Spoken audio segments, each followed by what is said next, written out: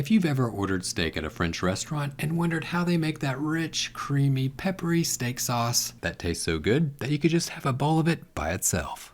Well, today I'm going to show you how to make authentic sauce au poivre at home in a matter of minutes. I'm Johnny Mac, and this is the Sauce and Gravy channel. Once you learn this technique, your steak will never be the same. So let me quickly walk you through how to make it.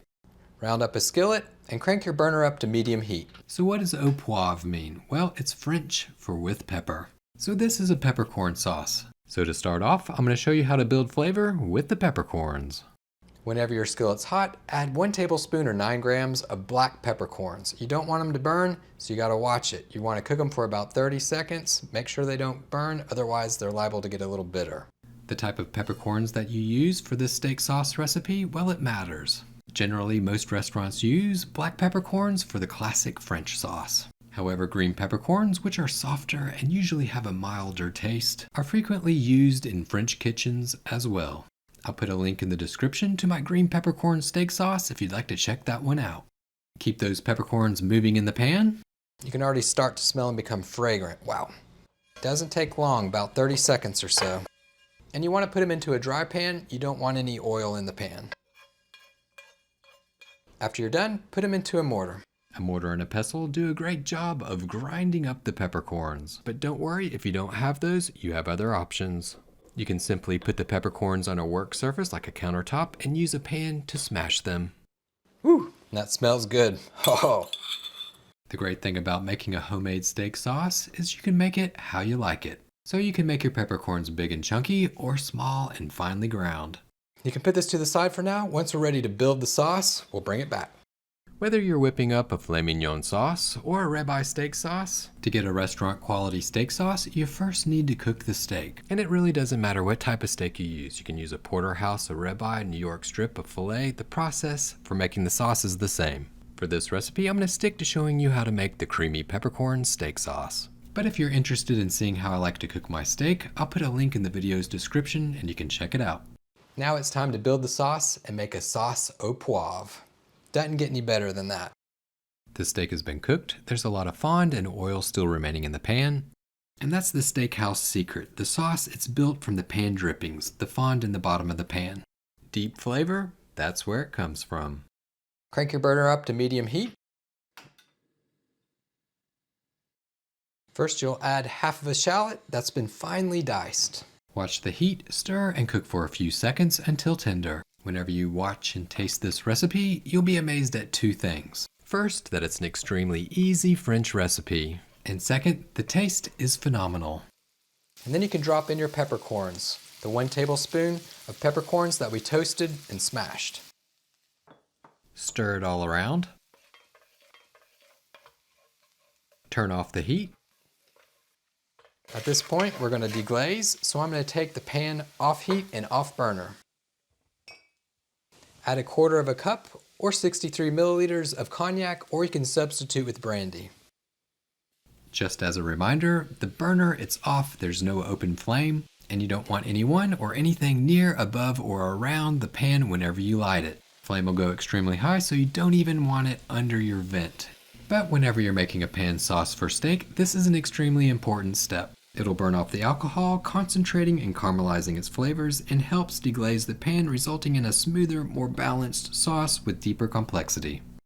Whenever the flame subsides, you can bring the pan back up to the burner. Give it a little mix. And if you're not into alcohol, here's a few options for you. You can use beef stock with a splash of apple cider vinegar, or you can use white grape juice that's unsweetened, plus vinegar or lemon juice. You can use apple juice that's unsweetened, plus a dash of balsamic vinegar. You don't have to flambe it if you don't want to. You can put the pan to the side, pour the cognac in, and let the residual heat of the pan just burn off the alcohol. But make sure to turn off your burner even whenever you're not flambeing. Crank the burner back up to medium heat and add 1/2 cup or 125 milliliters of beef stock. Homemade beef stock would be the best, but store-bought will work. Use your spatula, scrape the sides and bottom of the pan, get that fond up and into the liquid. You might need to turn the heat up just a touch, bring the sauce to a simmer, and then reduce down for a few minutes by roughly half. This sauce comes together really quickly. It's no wonder why all of the French restaurants have it. It's on every menu. You have to pay extra for it. It's like $5 for sauce. Doesn't come free there. By reducing the beef stock, you're concentrating its flavors. It's going to make that sauce just pop.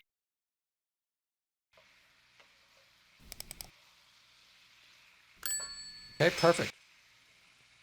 Next, you'll add half of a cup or 125 milliliters of heavy cream, also called whipping cream or double cream. Some classic French versions use less cream, and American steakhouse style is usually richer. Give it all a quick mix.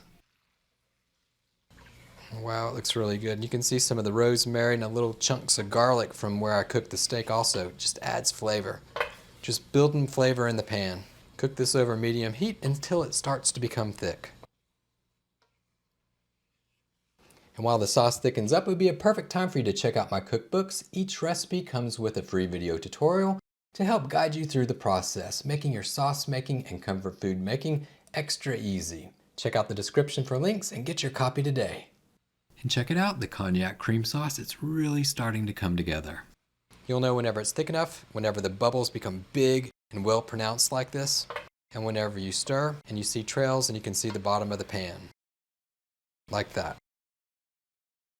There we go. Coats the back of the spatula. Line test. Woo! That's good. So you can remove it from heat. And last but not least, add 1 tablespoon of butter to the top, off heat, and stir it in. One thing to keep in mind is that whenever the sauce is warm, it'll be a whole lot thinner than whenever it starts to cool off. Oh yeah, such a classic sauce. Sauce Au Poivre. Before you serve it up, give it a quick taste. Oh yeah, that's good right there. Woo! That is good. Adjust the seasoning, add a touch of salt. So check it out. Sauce Au Poivre. Whether you're cooking a filet, a New York strip, or ribeye, this easy sauce au poivre recipe will take your steak to the next level instantly. Thank you so much for watching the Sauce and Gravy channel. Hope that you found this recipe helpful. If you did, be sure to hit that like button, share it with your friends, hype it up, and subscribe for more sauce and gravy recipes. Until next time, remember, it's just you, me, and the sauces. Keep whisking, y'all. Aha, you thought I was just gonna up and leave without sharing this juicy steak and delicious sauce au poivre with you. Well, you're wrong. Check it out. The steak, it doesn't get much better. It's tender and perfectly cooked.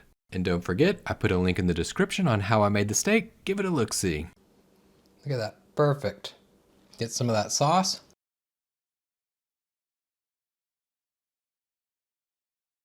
Wow. Now that is absolutely amazing. You don't need to go to France. You can make this in your own home. Sauce au poivre, voila. Bon appétit, mes amis.